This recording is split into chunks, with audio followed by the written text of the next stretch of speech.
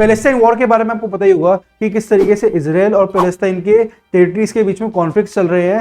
अब ये रिसेंटली अभी जेरूसलम और गाजा में जो वायलेंट क्लैशेस हुए उससे ओवरऑल इम्पैक्ट बहुत ज़्यादा बढ़ गया। इसका नेगेटिव इम्पैक्ट बहुत सारे लोगों की जान गई है, बहुत ज़्यादा डिस्ट्रक्शन हुआ है एंड ओवरऑल ह्यूमैनिटेरियन क्राइसिस बहुत ज़्यादा देखने को मिला है। अब ये जो भी हो रहा है ये बहुत बुरा हो रहा है एंड इसका इम्पैक्ट इंडियन स्टॉक मार्केट पे भी हो रहा है। अब as an investor, as a trader आपको पता होना चाहिए कि क्या उसका इम्पैक्ट होगा एंड किस तरीके से आपको प्लान करना है। अब आज की वीडियो में हम यही डिस्कस करेंगे कि क्या उसका इम्पैक्ट है एंड किस तरीके से आप नेक्स्ट फ्यू डेज के लिए, जब तक ये वॉर चलती है, अपनी इन्वेस्टमेंट्स को या ट्रेड्स को प्लान करें। वॉर की वजह से ग्लोबल इकोनॉमी और मार्केट्स पे काफी ज्यादा फर्क आया है एंड खासकर जो इसकी वजह से जियोपॉलिटिकल अनसर्टेनिटी हुई है। आप खुद सोचो, जो मिडिल ईस्ट जैसी कंट्रीज जहाँ से ऑयल सप्लाई होता है वहां पे डिस्ट्रप्शन अगर हो गया, जो कि हो रहा है, उससे इंडिया पे कितना इम्पैक्ट आएगा, क्योंकि इंडिया ऑयल को इंपोर्ट करता है। अब ऑयल के प्राइसेस बढ़ रहे हैं जिसकी वजह से इन्फ्लेशन बढ़ने के काफ़ी ज़्यादा चांसेस है, उस तरफ ट्रेंड है ही है। अब अगर ऐसा होता है तो इंडिया में ग्रोथ प्रोस्पेक्ट्स काफ़ी ज़्यादा कम हो जाएंगे, जो कि इंडिया के लिए कहीं ना कहीं अच्छा नहीं है। अब अगर इंडियन स्टॉक मार्केट की बात करें तो ओवरऑल जो इसका इम्पैक्ट रहा है वो नेगेटिव ही रहा है, क्योंकि इन्वेस्टर्स के अंदर वॉलेटिलिटी और अनसर्टेनिटी काफ़ी ज़्यादा बढ़ गई है। अब जब भी ऐसा होता है तो कहीं ना कहीं जो किसी भी कंट्री के इंडेक्स फंड होते हैं वो गिरते ही हैं एंड सिमिलर इस केस में हुआ है। जो बेंचमार्क इंडेक्सेस हैं, आपका निफ्टी हो गया, सेंसेक्स हो गया, वो जब से वॉर स्टार्ट हुई है 2% से भी ज़्यादा गिर चुके हैं एंड जो आपके लार्ज कैप और मिड कैप इंडेक्स फंड्स हैं वो 4% ज़्यादा गिर चुके हैं। तो ओवरऑल काफ़ी ज़्यादा फर्क है।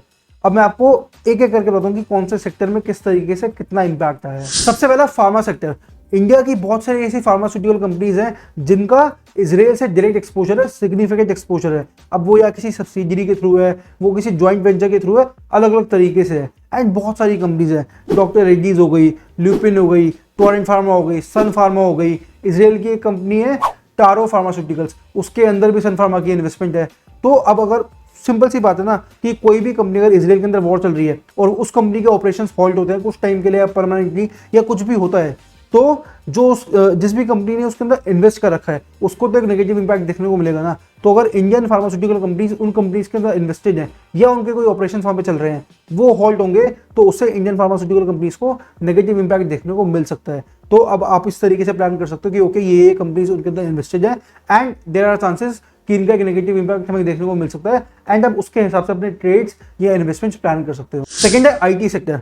इंडिया की कुछ आईटी कंपनीज के या तो ऑपरेशंस हैं या फिर क्लाइंट्स हैं इजराइल के अंदर एंड ऑब्वियसली उससे उन कंपनीज को एक नेगेटिव इंपैक्ट आएगा ही। क्योंकि अब एक बात समझो ना, मान लो कि क्लाइंट है वहाँ पे आईटी के एंड वो कंपनीज ही नहीं चल रही है। अब वो नहीं चलेंगी तो कुछ पे भी नहीं करेंगी, लॉस होगा दोनों को, उस कंपनी को भी और इस कंपनी को भी, क्योंकि इसका रेवेन्यू नहीं बना। एंड ऐसी बहुत सारी कंपनीज हैं इंडिया में, TCS हो गई, इन्फोसिस हो गई, विप्रो हो गई, टेक महिंद्रा हो गई, या तो इनके क्लाइंट्स हैं वहाँ पे या इनके ऑपरेशंस हैं वहाँ पे। अब अगर इस तरीके से ऑपरेशंस फॉल्ट होंगे या क्लाइंट्स के ऑपरेशंस फॉल्ट होंगे तो डायरेक्ट इंपैक्ट उसका इन कंपनीज को मिलेगा।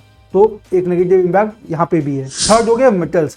ऐसी बहुत सारी कंपनीज हैं इंडिया की जिनके इजराइल के साथ ट्रेड रिलेशंस हैं, जैसे टाटा स्टील हो गई, JSW स्टील हो गई, हिंडाल्को हो गई, वेदांता हो गई। अब अगर वहाँ पे ऑपरेशंस में कुछ ना कुछ दिक्कत आएगी तो जो इन कंपनीज की इनपुट कॉस्ट है, जो भी वो मंगा रहे थे, वो इनपुट कॉस्ट बढ़ जाएगी, जिससे अल्टीमेटली जो भी वो प्रोड्यूस कर रहे हैं या वो बेच भी अगर रहे हैं तो उसकी कॉस्ट बढ़ जाएगी, जिससे एक ओवरऑल नेगेटिव इंपैक्ट हमें देखने को मिलेगा। फोर्थ है banking and finance. Banking and finance sector में भी हमें नेगेटिव इंपैक्ट देखने को मिल रहा है, क्योंकि आप खुद सोचो ना, जो भी बॉन्ड्स हैं उनकी यील्ड्स बढ़ जाएंगी, जो भी इंटरेस्ट रेट है बोरोइंग का वो बढ़ जाएगा, जो बाहर से पैसे आ रहे हैं, जो इन्फ्लोज है वो कम हो जाएंगे एंड इससे ओवरऑल कहीं ना कहीं जो रुपये की वैल्यू है वो भी कम हो सकती है। अब अगर ये सब होगा तो स्पेशली जो बैंक्स हैं या जो NBFCs हैं उन पे एक नेगेटिव इंपैक्ट आएगा, उनकी जो इनकम होगी वो भी कम हो सकती है एंड ओवरऑल उनको लॉसेज ज़्यादा देखने को मिल सकते हैं।